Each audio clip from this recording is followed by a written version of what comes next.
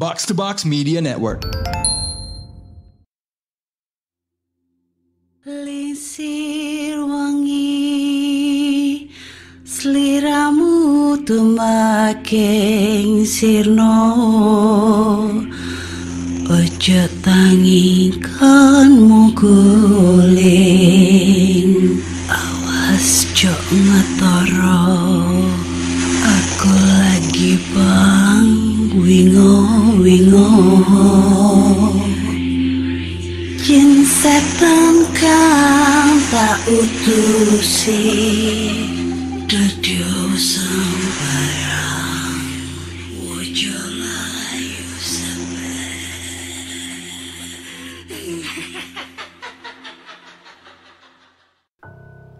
Hai Re, iya apa kabari? Ketemu lagi dengan aku si Ana di podcast kisah horor. Dan kita bertemu lagi di episode 308. Dan di episode kali ini aku membacakan cerita horor ataupun email berhantu yang sudah dikirimkan teman-teman melalui podcast kisah horor@gmail.com atau di Instagram podcast kisah horor, serta Google Form yang tersedia di bio Instagram podcast kisah horor. Dan langsung aja kita bacakan cerita horor yang sudah masuk di email ya.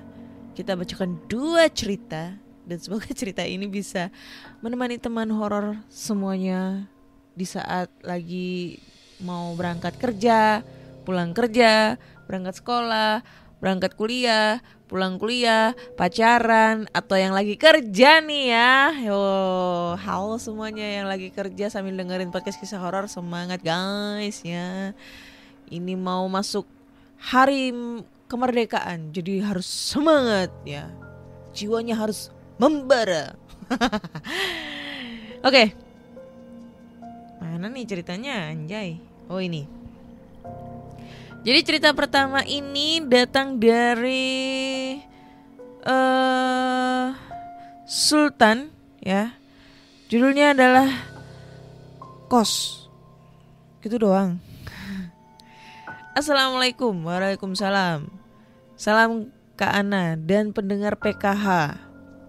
Mungkin cerita pertamaku ini akan panjang ya Kak, karena aku akan ceritakan horornya dan ada kisah di baliknya seperti apa. Jadi langsung aja ke ceritanya.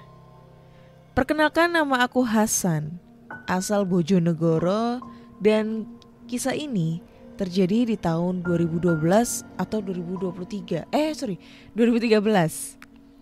Jadi waktu itu masih kelas 2 SMK Pelayaran. Weh, satu alma mater nih di salah satu di Jawa Timur. Dan karena di luar kota, jadi memutuskan untuk ngekos di dekat sekolahan. Sekolah mana nih? Untuk di anak kosnya itu, kosnya bersebelahan dengan rumah utama pemilik kos. Dan penghuninya gak cuma anak sekolahan, tapi juga anak kuliahan juga.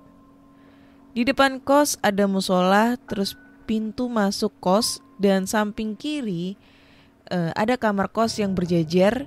Dan untuk kamar kosku ini di nomor ketiga, dan itu paling ujung sendiri dan paling besar, karena ada 2 tempat tidur yang bisa ditempati 4 orang. Tapi di situ aku sendirian. Di lorong juga ada tempat setrikaan dan ruang tengah untuk nonton TV. Kejadiannya setelah pulang dari PKL dan aku memutuskan balik ke kos itu Sabtu sore. Dan teman-teman yang lain balik Minggu sore. Karena Senin harus sekolah untuk data diri kalau udah selesai PKL. Karena aku balik Sabtu sore, otomatis aku di kos sendiri. Karena suka tidur dengan kondisi gelap, jadi aku matiin lampu kamar. Mungkin sekitar pukul 11 malam dan pas baru rebahan, langsung ada sosok pocong di atasku dengan jarak 1 jengkal. Jadi kita berhadapan dan itu jelas banget si pocong dengan wajah yang setengah hancur, gelap dan setengahnya kelihatan tengkoraknya. Dengan beberapa belatung muncul di celah mata dan mulut yang bergeliat di wajah pocong tersebut. Ini bukan Ini bukan tindihan atau erep-erep. Karena posisiku sadar Dan langsung seketika aku bacain semua ayat-ayat yang aku hafal. Tapi masih tidak mempan, dan walaupun aku merem, sosok itu masih terlihat jelas. Jadi merem atau melek tetap sama aja. Dan karena ayat-ayat tidak mempan, dengan kondisi sudah keringet dingin, jadi keluarlah kata-kata umpatan dan gantian baca ayat-ayat lagi. Dan mungkin sekitar 30 menit, baru tuh pocong itu hilang dengan sendirinya. Terus aku keluar kamar dan tidur di ruang TV sampai paginya. Keesokan harinya setelah teman-teman balik dan biasa waktu nongkrong, aku ceritain pengalamanku kemarin. Ternyata gak aku sendiri yang mengalami, tapi ada beberapa yang mengalami juga diganggu sosok tersebut. Ada yang diganggu pas mandi atau lagi teleponan, tiba-tiba gitar bunyi sendiri. Tapi kita masih diem, gak ngomong sama pemilik kos. Usut punya usut, aku baru inget kalau dulu pas masih kelas 1 ada ortu pemilik kos itu meninggalnya susah. Sebut saja si kakek ini punya 5 pegangan atau ilmu yang ditanam di badan. Dan waktu menjelang maut di malam pertama, datangkan 7 ustadz untuk mengaji dan membantu si kakek. Dan dari jam 8 malam sampai subuh, dari 5 ilmu hanya 3 yang berhasil dikembalikan dan sisa 2 dan masih menempel. Dan di malam kedua saat sedang tidur, si nenek istri kakek melihat ada roh keluar dari dalam tubuh si kakek, keluar lewat tenggorokan dan lewat mulutnya. Dan pas jatuh di lantai, roh tersebut langsung hilang. Dan di hari ketiga si kakek meninggal dunia. Semenjak kejadian itu kami menganggap yang menampakkan diri ketika itu perwujudan ilmu-ilmu si kakek tersebut yang tidak bisa keluar dari wilayah atau memang tidak mau. Ilmu-ilmu tersebut didapatkan si kakek mulai umur 25 tahun dan meninggal di umur 78 tahun. Ilmu tersebut adalah ilmu kekayaan, kagungan atau wibawa, pemikat perempuan, penjaga dan kebal. Dan yang tersisa sampai sekarang di area kos tersebut adalah si penjaga dan kekayaan. Sekian Kak ceritaku, mungkin kurang untuk horornya, tapi di sini kita tahu nggak semua setan itu ada tiba-tiba. Tapi karena sebabnya. Mungkin lain kali ya aku ceritain pengalaman di rumah sakit dan apartemen di Surabaya. Kalau ceritaku dibacain, tag aku di IG ya Kak. Oke. Wah, lu anak pelayaran? Pelayaran mana coy? Ntar dulu, gue cek nih IG-nya. Ini boleh disebut apa enggak sih? Boleh deh kayaknya. Oh ini gue tahu. Oh masnya anak pelayaran. Pelayaran mana coy? Kita satu alma mater bro. Jelas wave aja ya Mahi. Anjay. Di laut kita jaya, di darat kita buaya. Anjay. Enggak lah. Oke, thank you ya Mas buat ceritanya. Sebenarnya ini ceritanya menarik, cuma mungkin aku agak sedikit bingung karena peletakan tanda bacanya yang kurang pas ya. Cuma di sini aku paham. Jadi si pencerita ini menceritakan kalau dia itu selama ngekos itu diganggu sosok. Nah waktu itu yang mengganggu adalah sosok pocong. Nah ternyata usut sosok tersebut itu adalah peninggalan nih, atau ibaratnya penjaga dari si kakek gitu. Ya kurang lebih kayak gitu ya. Ini kayak pengalaman dari teman aku. Aku kalau cerita dari temen nih, pengalaman dari temen aku ini ada yang komen. Mesti selalu anak curhat nih, cerita dari temen kayak gitu. Ya gimana ya? Kita kan suka cerita horor ya. Jadi kalau misalnya ada temen nih tiba-tiba cerita horor, kan kita suka nimbrung, suka ngedengerin dan suka teringat gitu di otak, memori gitu kan. Jadi ya harap maklum guys kalau banyak banget pengalaman horor di sekitar tuh yang masuk nih di otak gitu. Jadi ini temen aku, kebetulan dia seorang jendis gitu ya, janda. Nah, waktu dia masih sama suaminya, dia tuh punya mertua. Nah, mertuanya ini kebetulan orang Kediri. Mertuanya ini sakit-sakitan parah pokoknya. Stroke sama apa gitu satunya, lupa, diabetes atau apa gitu, aku lupa. Jadi beliau ini si almarhum mertuanya itu nggak bisa jalan, nggak bisa berdiri apapun, pokoknya udah menetap di tempat tidur lah, nggak bisa ngapa-ngapain. Jadi kalau mau mandi itu harus diseka, kalau mau berak juga harus pakai terpal, pakai underpad kayak gitu-gitulah.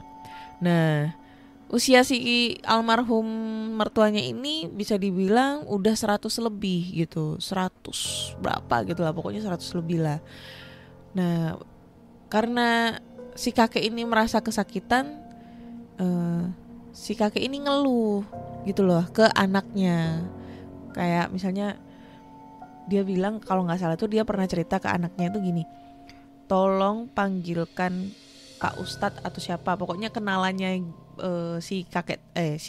si bapaknya almarhum mertuanya temanku ini gitulah. Intinya tuh dia temannya ini pemuka agama untuk di ngajiin atau apa. Karena kenapa kalau kok sampai usianya itu panjang, terus meninggalnya pun susah, dibikin kayak ya kesakitan banget karena si almarhum mertuanya temen aku tuh punya pegangan gitu loh. Nah, pegangannya ini banyak. Dia itu kayak penganut gitulah, menganut, nggak tahu, pokoknya di Kediri gitu. Sampai akhirnya sebelum 2 hari sebelum meninggal itu katanya temen aku itu diliatin nih sosok-sosok gitu kan. Ada yang sosok ular. Pokoknya nih sosoknya itu ngelingkarin si almarhum mertuanya temanku ini. Sosok ular, ada sosok bukan kuntilanak, kayak perempuan tapi badannya besar, terus kukunya panjang, rambutnya acak-acakan gitulah, pokoknya menyeramkan. Terus ada lagi sosok pocong hitam. Jadi pocong, terus kain kafannya itu berwarna hitam. Iya, ada kuntilanak, terus tapi dasternya bukan putih tapi hitam. Kemudian ada sosok kayak genderuwo. Pokoknya banyak banget, dan itu 2 hari berturut-turut. Jadi selama 2 hari itu temen aku gak bisa tidur katanya, karena ya ngelihat pas posisinya temen aku mau nyeka atau mau bersihin atau mau nyuapin, itu tuh selalu diliatin sosok itu. Sehingga temen aku ini gak betah, terus digantiin sama suaminya gitulah. Sampai pada akhirnya si pemuka agama ini datang, dan kebetulan pemuka agama itu juga didatangkan dari Kediri, karena kan temen aku kan udah berdomisili di Surabaya ya, jadi mertuanya dibawa ke Surabaya gitu.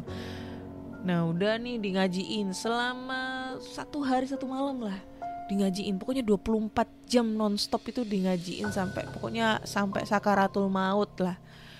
Nah, pas beliaunya ini meninggal, dicek nih, katanya Pak Ustadznya tuh harus dicek nih semua barang-barang peninggalan beliau, dan itu benar, ternyata banyak banget jimat-jimat yang kesimpan di lemari almarhum mertuanya teman aku. Ada sekitar 20 lebih katanya, dalam bentuk kayak raja, terus kayak keris-keris kecil, batu-batu kayak apa sih, batu mustika atau apa, pokoknya banyak banget di foto gitu kan.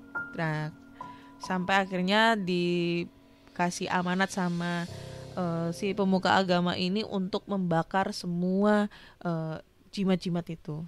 Dan akhirnya ya alhamdulillah orangnya bisa meninggal gitu dalam keadaan tenang. Tadinya tuh nggak bisa, kayak orang sakaratul maut katanya.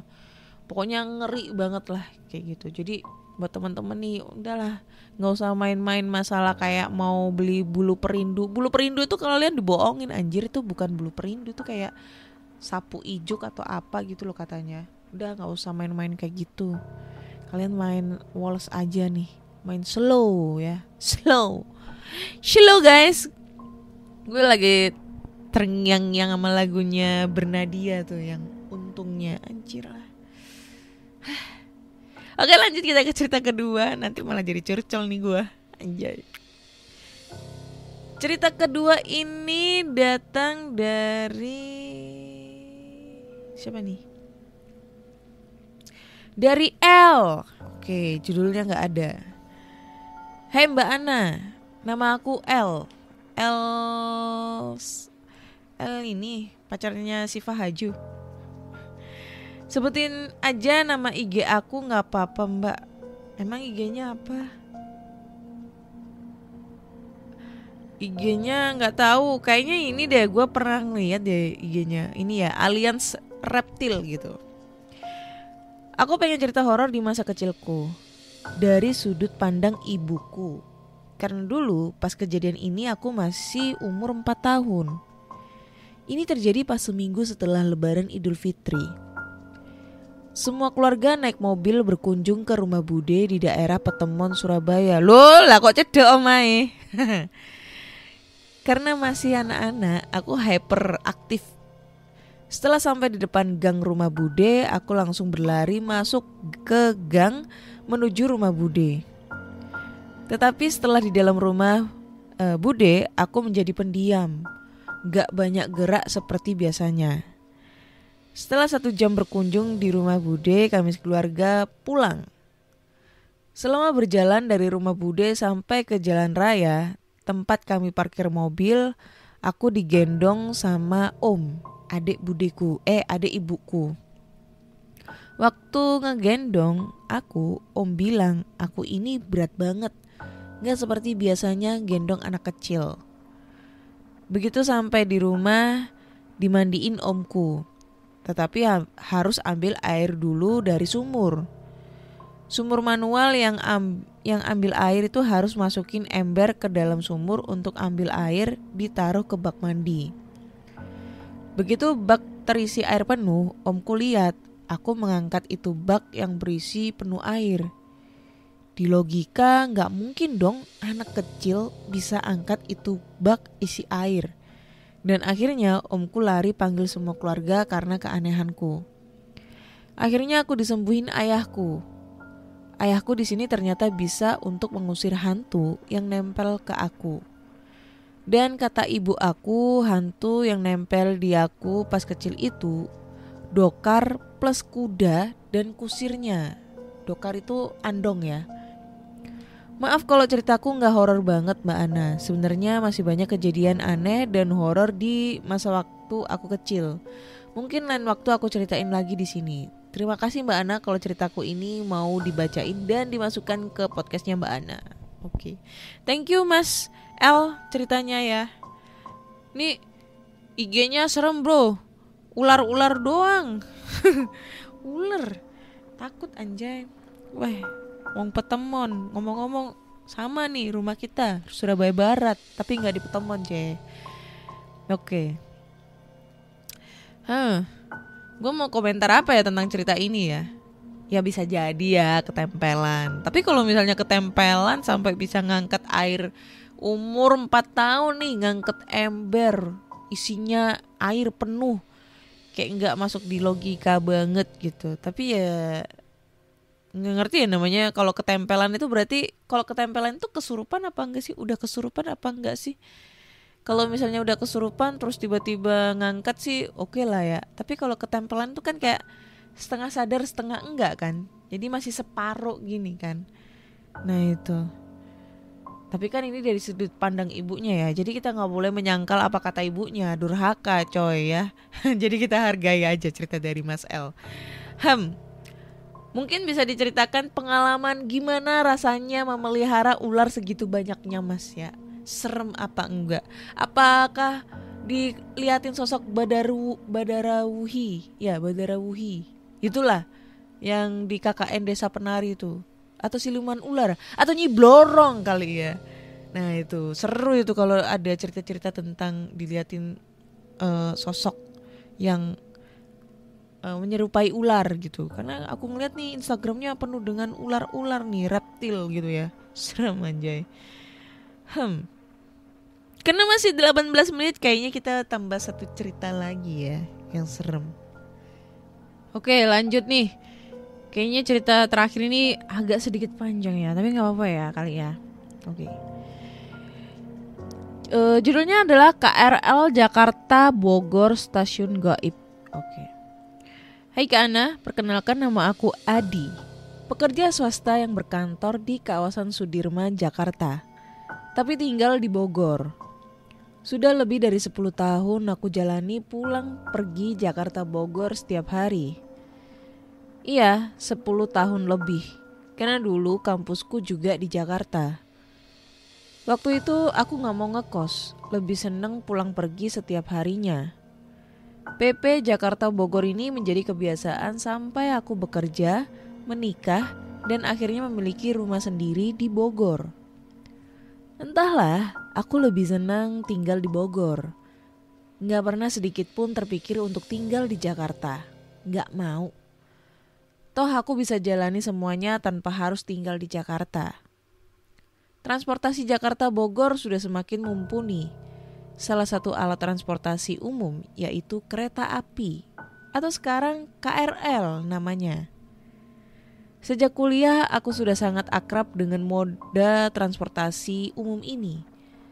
Sejak masih acak-acakan sampai rapi dan teratur seperti sekarang. Walaupun sudah memiliki kendaraan pribadi, aku lebih memilih naik kereta daripada harus bergulat dengan penatnya kemacetan jalanan Jakarta. Dalam perjalanannya banyak suka duka yang aku rasakan dalam ketika harus bergumul dengan penumpang lain di dalam kereta. Suka dan duka. Tapi pada intinya aku menikmati perjalanan kereta Jakarta Bogor ini dan lebih banyak sukanya sih. Nah, aku akan mulai masuk ke pembahasan seru. Pembahasan hal-hal mistis tentang kereta Jakarta Bogor ini. Sudah sejak lama aku mendengar banyak cerita-cerita janggal dan seram yang dialami oleh penumpang kereta. Dari kisah yang hanya dari kisah yang hanya terdengar dari mulut ke mulut sampai dengan cerita sampai viral ke seluruh penjuru negeri. Semua mungkin sudah tahu cerita tentang kereta goib di stasiun Manggarai, atau kereta hantu di stasiun UI, atau stasiun-stasiun yang terkenal angker, dan masih banyak lagi kisah yang bisa membuat bulu kuduk berdiri. Aku termasuk orang yang lebih sering mengedepankan logika, sama seperti Kak Ana. Termasuk orang agak skeptis untuk urusan mistis dan hantu-hantuan. Walau gak bisa dipungkiri, aku juga pernah beberapa kali mengalami hal janggal menjurus seram. Tapi ya itu tadi, aku akhirnya terus mengedepankan logika. Tentang cerita-cerita seram yang beredar tentang kereta Jakarta Bogor. Sikapku juga sama, sampai tahun 2015 aku gak terlalu percaya dengan cerita-cerita itu. Karena sama sekali belum pernah mengalami kejadian seram ketika naik kereta. Hanya sampai tahun 2015. Karena pada tahun itu akhirnya aku mengalami sendiri kejadian seram di luar nalar yang terjadi di dalam KRL Jakarta Bogor. Jadi begini ceritanya. Oh ya, sepertinya ada yang harus aku ceritakan dulu. Ada kejadian janggal yang beberapa kali aku alami ketika sedang berada di atas kereta. Sebelum tahun 2015, entah ketika sedang berangkat atau pulang, beberapa kali aku melihat pemandangan aneh, janggal, atau apalah namanya. Tapi pemandangan ini lebih sering terlihat kalau hari sudah gelap. Dan paling banyak itu malam. Dan kalau dihitung, pemandangan ini sangat jarang kelihatan. Mungkin hanya 4 atau 5 kali terlihat dalam 1 tahun. Jarang banget kan? Memang begitu adanya.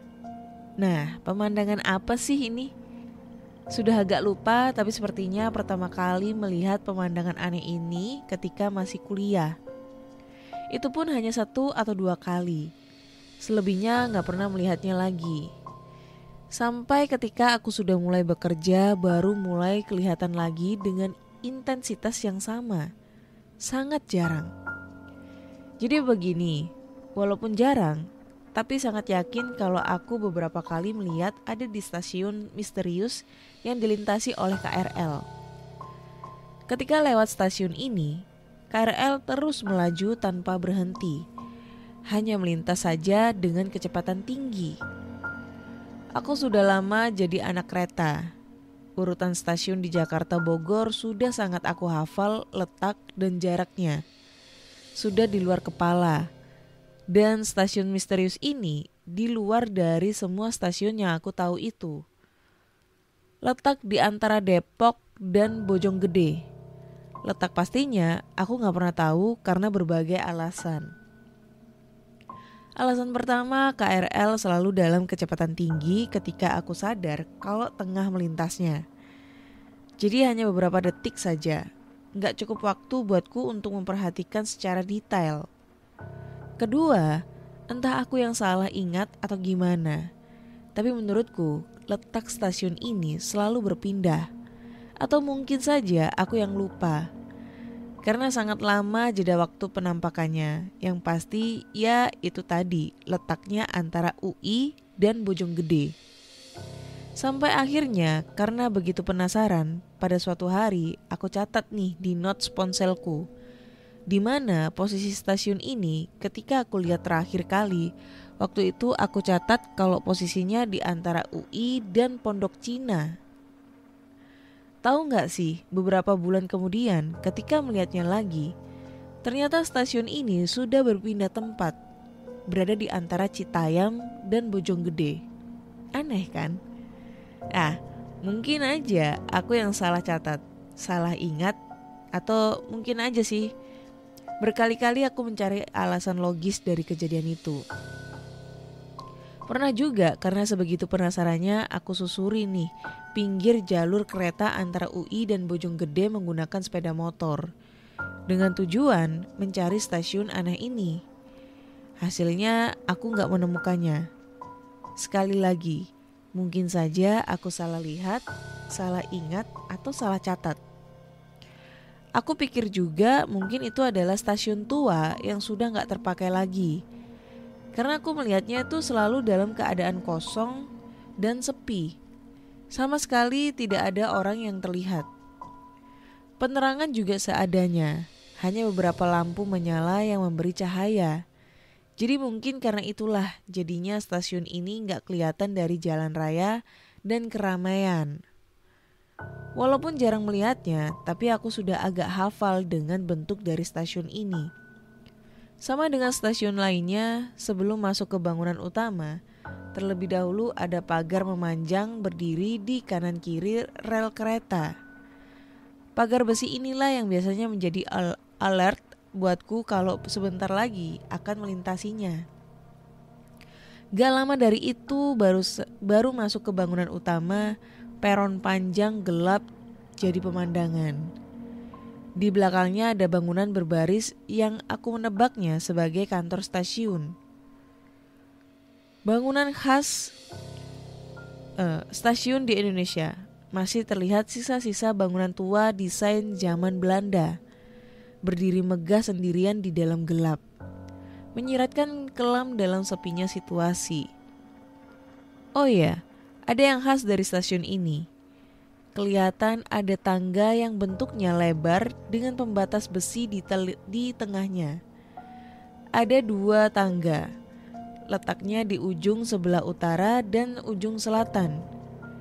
2 tangga itu menuju ke bangunan lantai atas stasiun.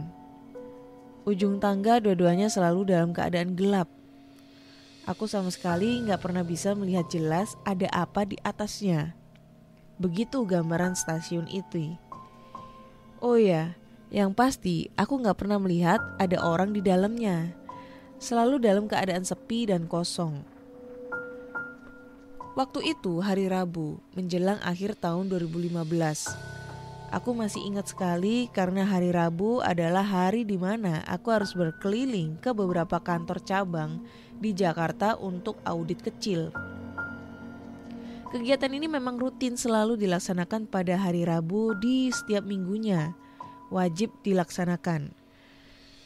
Pada hari Rabu inilah aku hampir selalu pulang malam, karena kegiatan audit gak bisa dilakukan terburu-buru dan kantor cabang yang harus dikunjungi juga cukup banyak dan berjauhan jaraknya.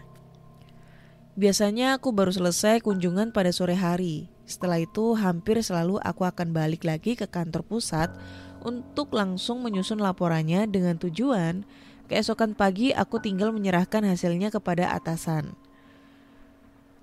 Pembuatan laporan hasil kerja ini juga sangat memakan waktu. Paling cepat aku baru bisa pulang kerja pada jam 9 malam. Itu kalau nggak ditemukan masalah di laporan cabang. Kalau kebetulan ada masalah yang harus ditelusuri penyebabnya, aku akan baru bisa pulang lebih malam lagi. Nah, hari itu termasuk hari yang lumayan melelahkan.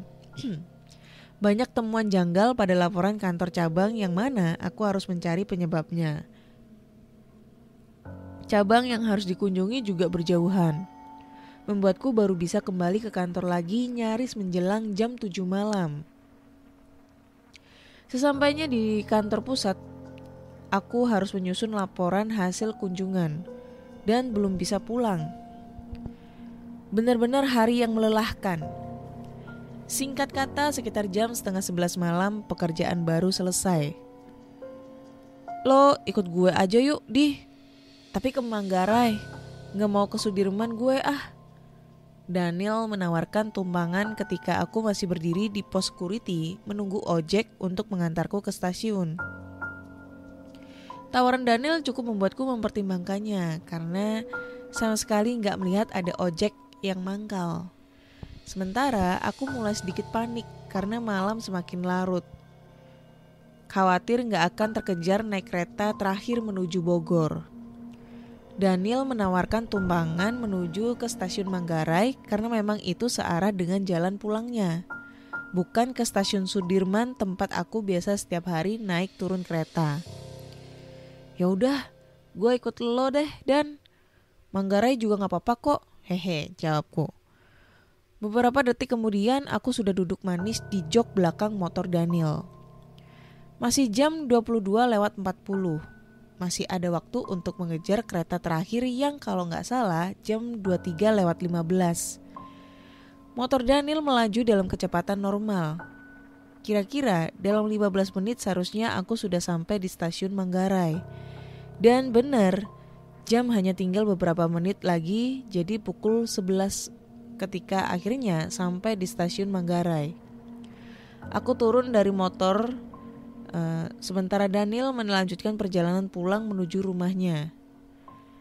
Jam 11 malam masih ada beberapa orang yang terlihat berseliweran di stasiun ini. Tentu saja gak seramai di jam normal dan jam sibuk. Malahan tergolong sangat sepi buatku. Pulang menjelang tengah malam seperti ini cukup jarang aku jalani. Seperti yang sudah aku bilang di awal tadi. Biasanya paling malam jam 9 aku sudah duduk manis di dalam kereta.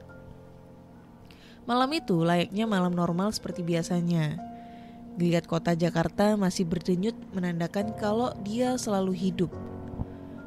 Pengapnya udara sedikit berkurang ketika hari beranjak terus menuju puncaknya. Udara yang terhirup sedikit lebih segar daripada jam-jam sebelumnya. Tapi ya tetap saja keringatku mengalir ketika harus berjalan kaki menuju peron tempat menunggu rangkaian kereta datang. Kereta Bogor masih ada kan Pak? Aku bertanya kepada Pak Security yang masih setia menjaga, memastikan kalau kereta terakhir masih ada dan belum lewat. Masih ada Mas. Barusan yang lewat juga kereta ke Bogor. Naik yang berikutnya aja, tapi bakalan agak telat. Katanya tadi ada gangguan di Tanah Abang.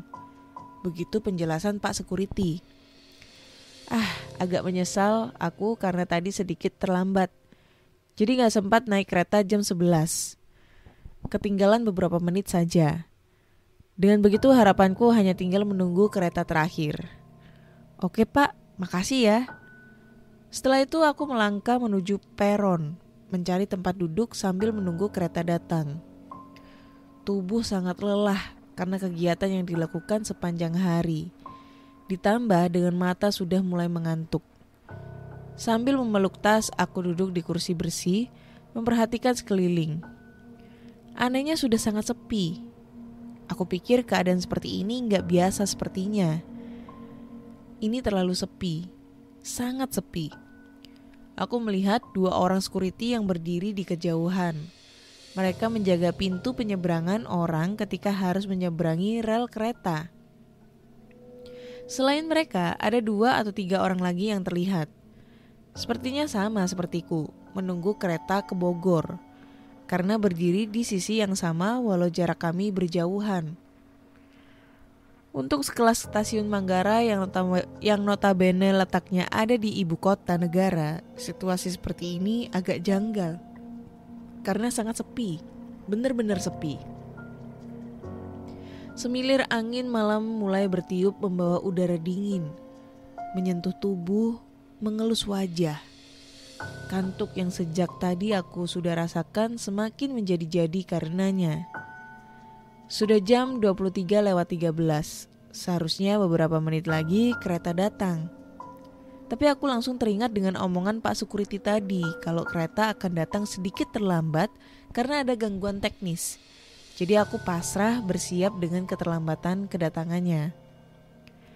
Akhirnya aku gak tahan lagi. Semilir angin perlahan mendorong tubuh untuk bersandar di tembok belakang. Kantuk semakin menjadi. Beberapa kali aku terkesiap sambil duduk memeluk tas di pangkuan.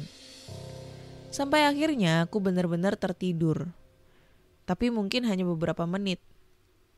Kilatan cahaya terang menembus pelupuk mataku yang masih terpejam. Sangat terang sehingga menyilaukan. Terbangunlah aku dari tidur sejenak karenanya. Setelah mengucek-ngucek mata sebentar untuk memperjelas penglihatan, akhirnya aku melihat kalau cahaya terang menyilaukan itu berasal dari lampu kereta. Akhirnya datang juga nih keretanya. Aku bersyukur dalam hati. Benar saja, ketika sudah sangat dekat, aku dapat melihat ada tulisan Bogor di atas rangkaian kereta yang paling depan. Benar, ini kereta yang aku tunggu. Lalu aku berdiri menunggu sampai kereta sudah benar-benar berhenti. Pada saat inilah aku baru sadar setelah melihat sekeliling, ternyata di sekitarku gak ada orang sama sekali. Sebentar, setelah benar-benar memperhatikan, ternyata ada beberapa orang yang aku lihat sedang berdiri di kejauhan.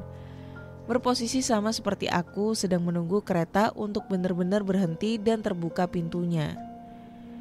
Beberapa orang ini kelihatan olehku hanya berbentuk siluet, bayangan hitam, tapi lalu aku berpikir mungkin karena di ujung sana gelap tanpa penerangan, membuat mereka jadi terlihat seperti itu. Ya sudah, aku gak berpikir macam-macam, lalu menunggu sampai pintu kereta terbuka. Akhirnya pintu terbuka. Tanpa pikir panjang aku masuk ke dalamnya. Hanya beberapa detik kemudian pintu tertutup. Setelah di dalam, aku lalu berjalan menuju mencari tempat duduk. Proses mencari tempat duduk ini ternyata sangat mudah karena kereta dalam keadaan nyaris kosong. Gerbong kereta yang aku naiki itu ternyata isinya nyaris kosong. Hanya ada aku dan seorang penumpang laki-laki yang duduk di paling ujung. Ya sudahlah, mungkin memang karena ini sudah nyaris tengah malam, jadi gak ada penumpangnya lagi. Begitu pikirku dalam hati. Jam di tangan menunjukkan pukul 23:30 ketika aku sekilas melihatnya. Aku memilih tempat duduk di tengah, gak jauh dari pintu keluar. Dengan mata yang masih sangat mengantuk, aku duduk bersandar dengan niat meneruskan tidur. Sekilas aku melirik penumpang laki-laki yang duduk di ujung. Dia diam memandang ke depan seperti sedang memperhatikan keadaan di luar. Seorang laki-laki berumur sekitar 50 tahun, berkemeja putih, celana panjang hitam, berkumis tebal. Kumis yang sudah banyak beruban seperti rambut di kepalanya. Sesekali dia tersenyum sendiri sambil memperhatikan entah apa yang sedang dia perhatikan di luar. Selain itu, aku gak memperhatikannya lagi. Lebih memilih untuk rehat sejenak, memejamkan mata, dan tidur sebentar. Kira-kira beberapa menit, aku melihat kalau kereta sedang melintas di salah satu stasiun. Tapi aku nggak tahu pasti kalau itu stasiun mana karena baru saja sadar dari tidur. Itu stasiun Pasar Minggu, kata bapak yang duduk di ujung. Sambil tersenyum, lalu aku membalas senyumnya. Mungkin karena melihat aku kebingungan, jadi dia memberikan info stasiun apakah itu yang sedang kami lewati. Tapi kenapa kereta ini gak berhenti di stasiun Pasar Minggu? Kenapa terus melaju hanya melintas? Mungkin sebenarnya tadi sudah berhenti, tapi aku tadi masih tertidur, jadinya gak tahu. Agak sedikit aneh, karena kereta masih saja kosong, gak ada penambahan penumpang. Masih hanya ada aku dan bapak yang duduk di ujung. Tapi ya sudahlah. Setelah itu aku memposisikan badanku lagi seperti awal tadi, bersandar dengan niat untuk meneruskan tidur. Dari stasiun Pasar Minggu berikutnya adalah stasiun Tanjung Barat, Lenteng Agung, dan seterusnya. Tapi aneh, setelah sampai di Tanjung Barat, lagi-lagi kereta terus melaju gak berhenti. Terus berjalan dengan kecepatan konstan. Kereta ini kenapa ya? Kok gak berhenti di setiap stasiun? Ini kereta ekspres malam, hahaha.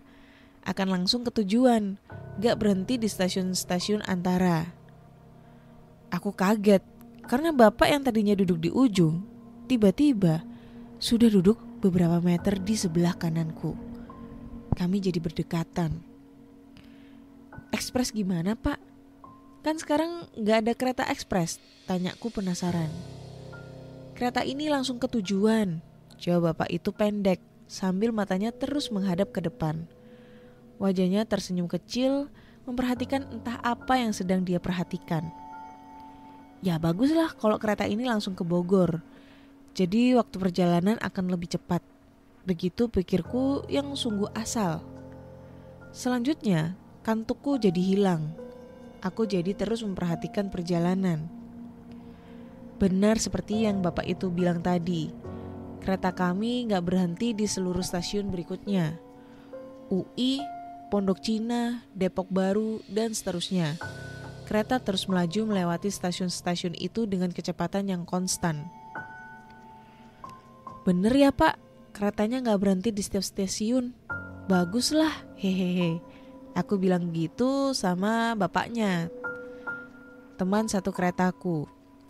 Tapi dia gak menjawab, hanya duduk diam menghadap depan sambil senyum-senyum sendiri. Sampai detik ini aku belum merasa kalau ada yang aneh. Tapi perasaanku akan berubah drastis dalam beberapa belas menit ke depan. Stasiun Citayam. Seperti stasiun-stasiun sebelumnya. Kereta terus melaju melewati stasiun Citayam.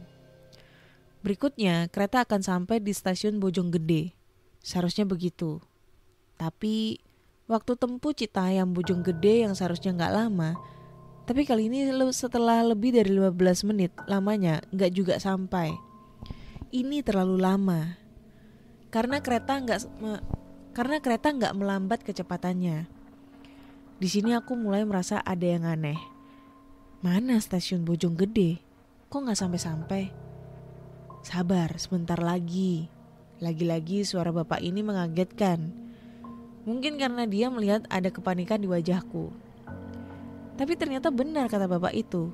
Beberapa menit kemudian, kereta mulai melambat, mengurangi kecepatannya. Klaksonnya berbunyi beberapa kali menandakan kalau kereta sedang mendekat ke salah satu stasiun di depan. Tebakanku di depan adalah stasiun Bojonggede. Menegakkan badan, aku coba untuk melihat keluar, coba mengenali stasiun apa ini. Akhirnya kereta masuk ke dalam area stasiun. Tapi, beberapa menit kemudian, aku baru sadar ketika kereta sudah sangat lambat berjalan sebelum benar-benar berhenti. Aneh, aku bertanya-tanya, karena ternyata ini bukan stasiun Bojonggede. Bukan, aku yakin. Lalu ini stasiun apa? Stasiun ini nyaris gelap tanpa penerangan dan mungkin cahaya hanya didapat dari beberapa lampu kecil di sudut stasiun. Akhirnya kereta benar-benar berhenti. Lalu pintunya terbuka. Penasaran, aku berdiri dari duduk, berdiat untuk memperhatikan lagi stasiun apakah gerangan ini. Sudah sampai, saya turun di sini ya. Bapak itu mengucapkan permisi kepadaku. Aku yang masih merasakan keanehan hanya menganggukkan kepala. Lalu dia berjalan turun meninggalkan kereta. Bapak itu berjalan menjauh menuju tangga yang ada di ujung. Aku terus memperhatikan. Lalu dia berjalan menaiki tangga itu ke atas lalu hilang di telan gelap. Tunggu, ada tangga. Akhirnya aku sadar sedang berada di stasiun apa. Ini bukan stasiun Bojonggede. Ternyata ini stasiun misterius yang sudah membuatku penasaran selama bertahun-tahun lamanya. Oke. Stasiun yang letak pastinya gak aku ketahui.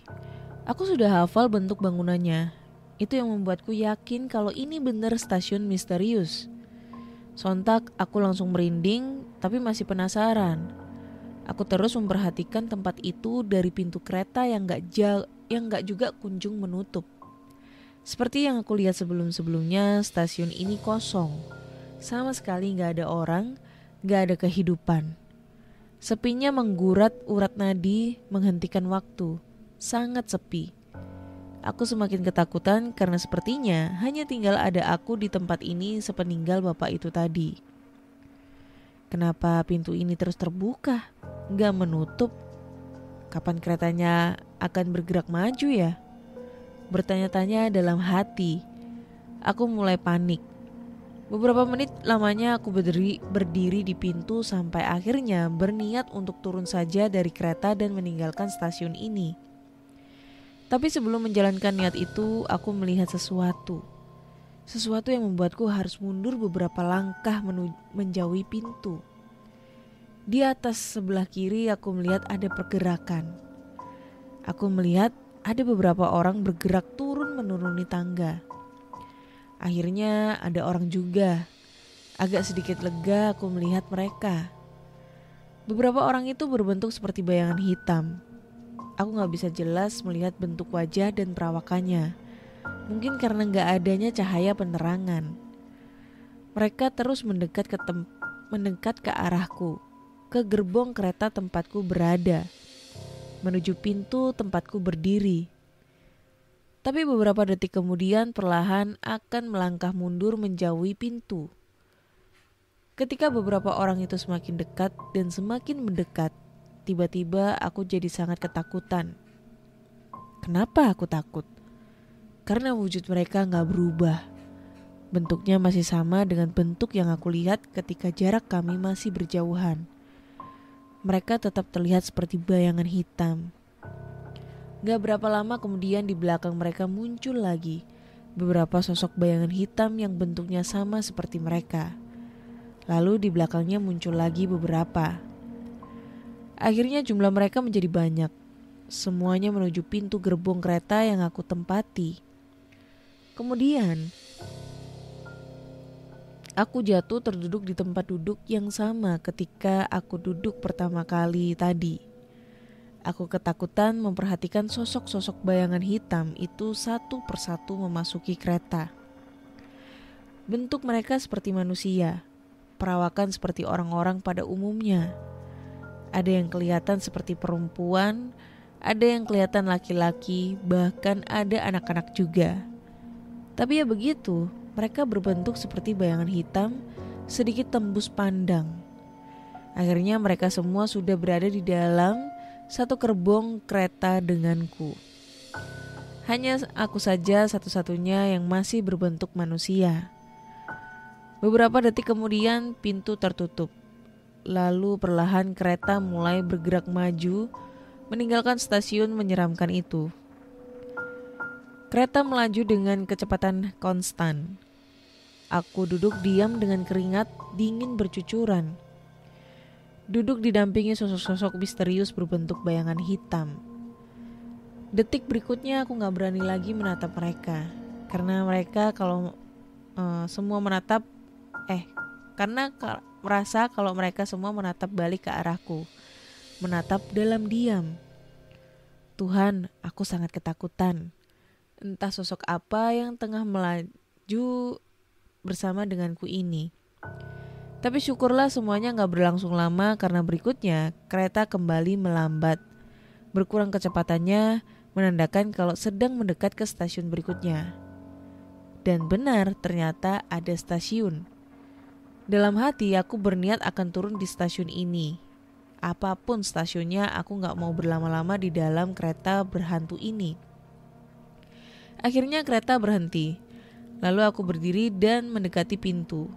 Sambil berdoa dan berharap semoga pintu benar akan terbuka. Doaku terkabul. Tiba-tiba pintu terbuka lalu aku segera turun. Sangat lega. Akhirnya aku bisa meninggalkan kereta itu. Beberapa detik setelah aku turun, kereta langsung bergerak maju meninggalkan stasiun. Terlihat sepertinya kereta itu berniat hanya untuk membiarkan aku turun. Gontai aku melangkahkan kaki dalam kelegaan di peron stasiun ini. Bogor. Ini stasiun Bogor.